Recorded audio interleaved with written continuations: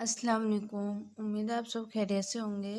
तो आज के इस वीडियो में हम उर्दू ज़बान की 5वीं किताब का सबक पढ़ेंगे 7 और पाठ का नाम है कलकत्ता। तो आज की इस वीडियो में हम कलकत्ता के बारे में सीखेंगे। तो वीडियो को आप पूरा ज़रूर देखिए। वीडियो पसंद आए तो लाइक कीजिए।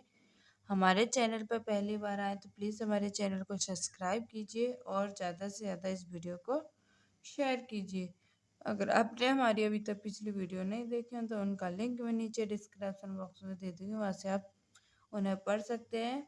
और इसी चैनल पर हम नूरानी कायदा और अम्मा पारी की भी वीडियो अपलोड करते हैं। अगर आपने वो भी नहीं देखी हो तो उनका भी लिंक मैं नीचे डिस्क्रिप्शन बॉक्स में दे दूँगी, वहाँ से आप उन्हें भी पढ़ सकते हैं। तो आइए हम इस वीडियो को शुरू करते हैं। बिस्मिल्लाहिर्रहमानिर्रहीम। कलकत्ता। नंबर 1। शहर कलकत्ता ज़माना साबिक में एक करिया था।